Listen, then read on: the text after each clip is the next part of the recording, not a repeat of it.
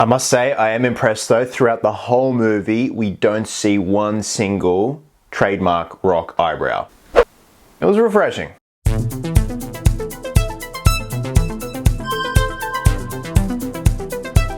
What's happening, my fellow geeks and geekettes? Welcome to a brand new episode of Cosplay Chris, and today it's a quick little movie review for Black Adam. It has been 15 years since Dwayne Johnson was announced that he was going to play Black Adam, and it is all led to this. So this is obviously his passion project.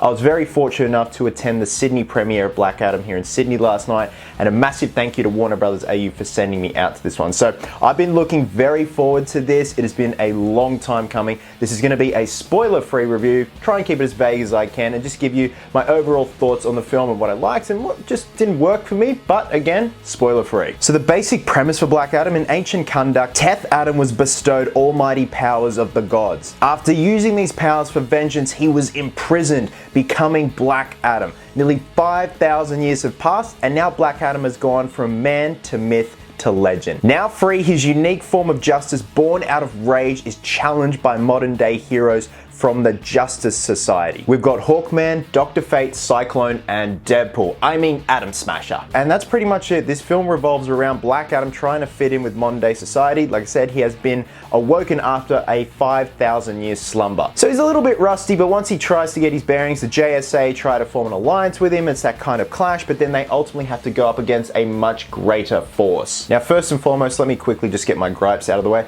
The human characters in this film, I just had no interest in whatsoever. I was there to see Black Adam, I was there to see Dr. Fate, I was just there to see the JSA and how they were portrayed on screen. Especially the young kid in the film, and it's no disrespect towards him, but also the ADR with some of the shots and just some of the syncing of his mouth movements was just god-awful. Again, I felt nothing for him, I was just there for the heroes. The pacing in this film is different, and I mean different in a good way. I think it just kind of caught me off guard because I'm so used to a typically paced film where you've got, your first act, like your third act, climax and all that stuff. But the film just gets going, and there's nothing wrong with that. It was just kind of jarring at first. Like, there are a lot of action scenes that are so close together. Nothing wrong with that. Holy hell, it was great to see. Now, when I say that the JSA and Black Adam have to go up against a much greater force, it's such a letdown. The main villain in this film is very generic. You kind of blink and you miss it. And I think the villain was just there for the purpose of having a villain and having that third act. Again, very forgettable. Now, when it comes to the JSA, Hawkman and Dr. Fate stand out, especially Pierce Brosnan as Dr. Fate. He was just beautiful. But when it came to Cyclone and Atom Smasher, I felt that they were very out of place. Just the way they were written, they felt like they were part of the Marvel Cinematic Universe. You know, kind of quirky, jokey, and ha-ha! But then you have Hawkman and Dr. Fate that are just so grounded and have gravitas. And I get it, Cyclone and Atom Smasher are new, they're young, but also at the same time, it just felt like a lot of Marvel humor injected into their writing. Now that the gripes are out of the way, let's focus on the positive, because there are a lot. First and foremost, Dwayne Johnson as Teth Adam, aka Black Adam. I was worried going into this that The Rock is just going to be playing The Rock, but no, he was fantastic in this. He actually reminded me of the movie Faster. If you haven't seen it, check it out. It's a fucking underrated movie. The Rock has minimal dialogue in Faster. He relies a lot on his facial expressions. Sort of the same in Black Adam, he has a lot more dialogue, but it comes down to his facial expressions. He's very stoic, you know, man, a few words. And you can tell he's trying to put in the hard yards, because like I said at the beginning of this video, it's been 15 years since he was announced as Black Adam. This is his pet project.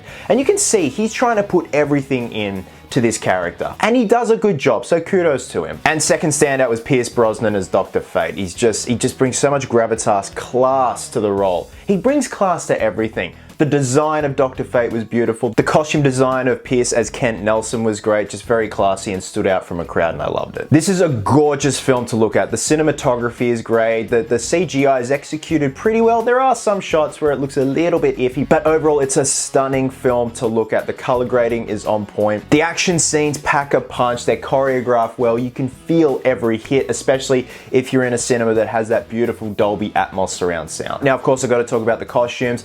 You guys know I covered the Black Adam costume when those photos leaked of Dwayne Johnson's Black Adam costumes hanging up on a clothes rack on a soundstage, and holy shit, I could not take my eyes off his costume and the other costumes in the film, the JSA costumes. Hawkman's costume design is beautiful, the finish on it is beautiful, but Black Adam's, And we see it go through some stages in terms of trimmings and different color changes, and it's quite stunning to look at. And by the end, I'd like to call him final form Black Adam. He looks amazing. And the fact that it's next to no padding under that suit, it's all The Rock, and we see a shot of him shirtless in the film, and my God, he is the biggest he has ever been. Like Hemsworth with Love and Thunder, the guy is a beast. And I also love what this possibly means for the DCEU. Look, this film isn't perfect, but it's a damn good time, and I like to think it's something special that's gonna pave the way for future DCEU films. And I also like to think that this is gonna get the DCEU back on track, hopefully. Now there is a mid-credit scene, stay for that.